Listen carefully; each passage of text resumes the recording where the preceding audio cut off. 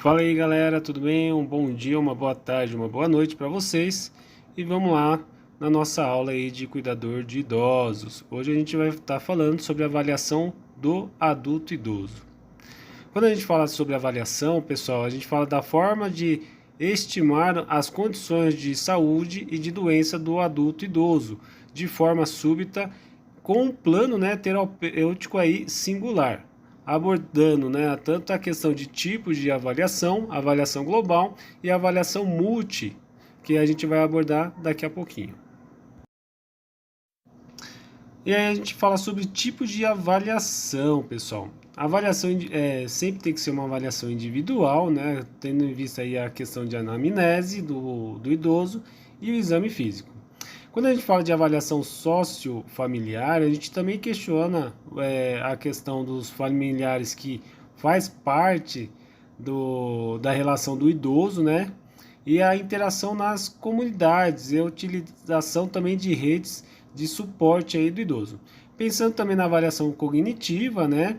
Na questão principalmente do estado mental desse idoso, e também na avaliação afetiva, a escala de vontade, a verificação de transtornos mentais, como a depressão é um grande exemplo, né?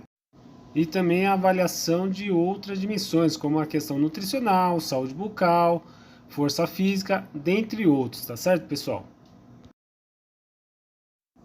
Agora, quando a gente acaba falando sobre a avaliação global do idoso, uma avaliação geriátrica ampla, né, que é o processo diagnóstico multidimensional, geralmente interdisciplinares, pessoal, para determinar as deficiências ou habilidades do ponto de vista biológico, psicossocial e funcional desse idoso, tudo bem?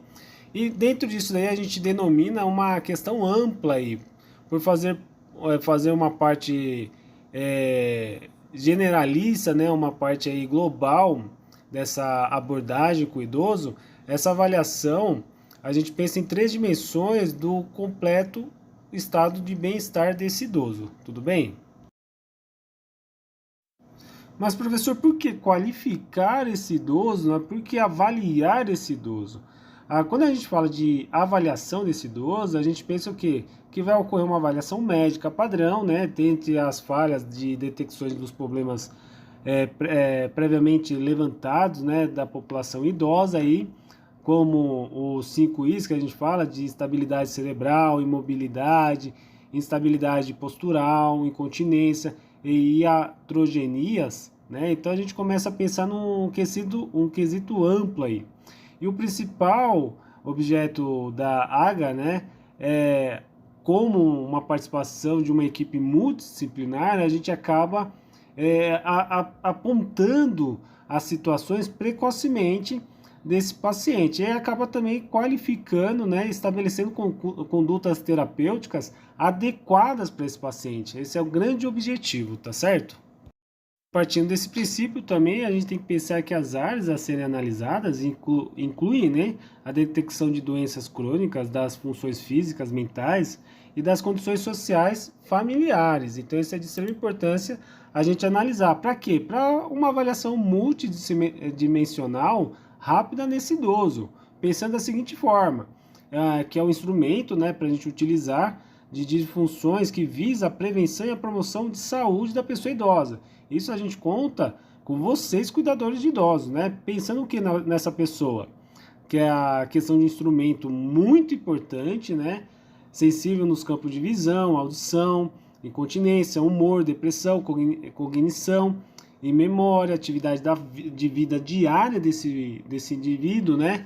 Então, por isso que a gente pede sempre a participação de vocês quando a gente fala do quesito de avaliação, tá certo, pessoal? Então peço para você já curtir e compartilhar esse vídeo e veja esse resumo que o professor preparou para vocês, contemplando essa videoaula. Então eu conto com vocês, até a próxima, um grande abraço. Fala aí galera, aqui é o professor Thomas Lin, já peço para você curtir e compartilhar esse vídeo, se inscreva no canal e ative os sininhos para as próximas notificações. E hoje a gente vai falar, né, sobre a questão da avaliação global da pessoa idosa. E pensando nisso daí, pessoal, também da forma que a gente chama essa avaliação global da pessoa idosa como uma avaliação geriátrica ampla, ou a famosa AGA, né? Refere-se, né, à assistência que a gente pega aí a saúde do idoso de uma forma, né, multidimensional. O que seria isso daí, professor? A gente pensar de uma forma multi no tratamento, no cuidado da pessoa idosa, ok? E é também uma questão interdisciplinar, porque não depende só de uma avaliação de um cuidador, de um enfermeiro, de um médico. É uma equipe multi que vai cuidar desse idoso e pensando dessa forma, né, por uma questão ampla aí, por meio de uma análise de aspectos aí físicos, mentais, sociais, funcionais e ambientais, né? Então a gente começa a observar que o idoso a gente tem que enxergar de uma forma ampla, né? E com o objetivo do quê? De planejar os cuidados desse idoso, pensando na seguinte metodologia, né? Tanto de um período de curto, médio e longo prazo, para trazer o quê? Trazer um benefício, proporcionar, vamos dizer assim, mais autonomia e independência desse idoso, né? E as melhorias das qualidades de vida que nós, como os cuidadores, vamos proporcionar a essa pessoa idosa. Mas, professor, é tanta coisa aí que eu tô vendo. Calma aí que ao decorrer das videoaulas vocês vão começar a observar que não é um bicho de sete cabeças, tá certo? É uma maneira de você enxergar clinicamente e criticamente, né? Vamos criticar as ações, né, de um cuidado de qualidade, pensando em ampliar a qualidade de vida desse idoso. Tudo bem até aí? E além disso daí, a gente começa a pensar no desenvolvimento dos problemas da pessoa idosa, pensando numa apresentação e de características, né, dessa apresentação aí diferenciada.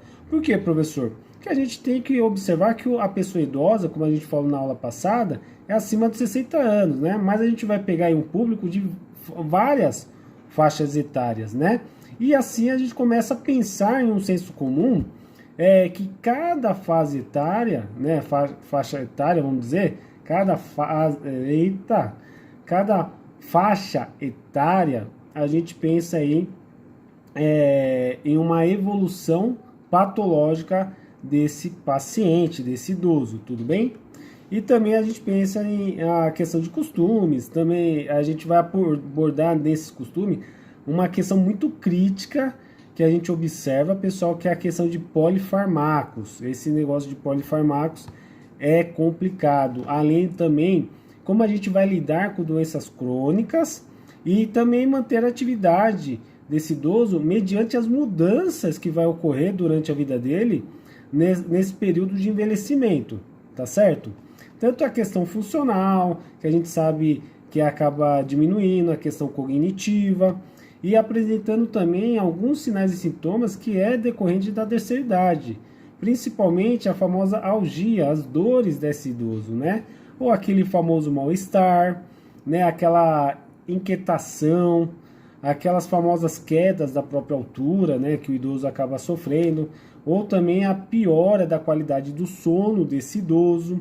E a gente entra também na incontinência urinária, nas alterações intestinais. Nossa, professor, bastante coisa, bastante. Na questão de alteração de peso, na alteração de humor, nos problemas sexuais desse idoso, né? A questão da fragilidade óssea, do tecido ósseo, a questão de alterações do sistema cardiovascular. Olha quantas coisas que a gente abordou aqui nesse período de tempo que a gente vai observar durante essas videoaulas que altera na pessoa idosa. E pensando dessa forma, você que é profissional da área da saúde, você que é cuidador, a gente tem que pensar do seguinte, que o profissional de saúde que presta essa assistência, né, à pessoa idosa, ela deve investigar a situação desse idoso e acompanhar regularmente, né, a sua saúde. Por isso que daqui a pouco a gente vai falar sobre a caderneta da pessoa idosa, né? Essa caderneta aí ajuda muito, pessoal, muito a questão da sua prestação de serviço e a qualidade do serviço em saúde que você vai estar executando, tá?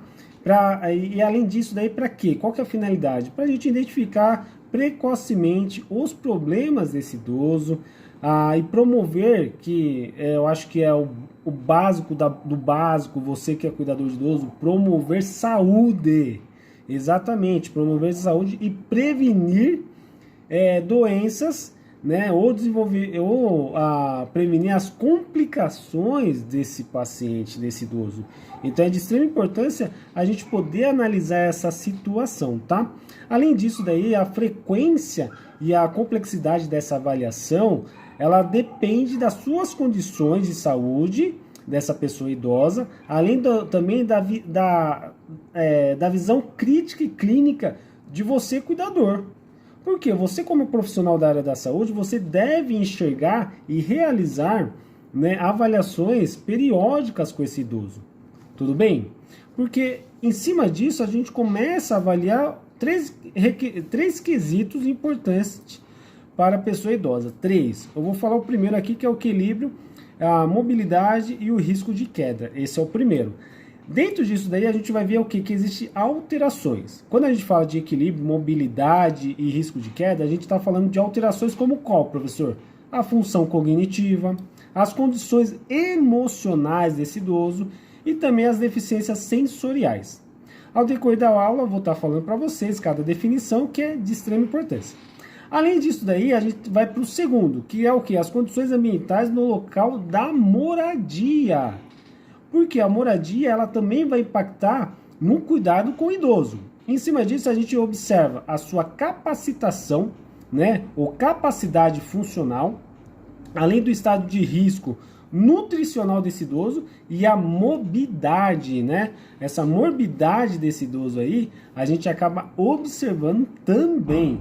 Além disso, daí a gente lembra do terceiro ponto, que eu falei lá, que é uma questão crítica aí, que a gente tem bastante, que é a questão dos polifarmacos, né? E as medicações inapropriadas. Porque, pessoal, idoso, se você for observar, ele tem uma bolsa, dentro dessa bolsa ele tem sacolas, dentro da sacola tem mais sacolas, e dentro dessas mais sacolas aí você encontra o remédio ou a receita vencida que esse idoso possui.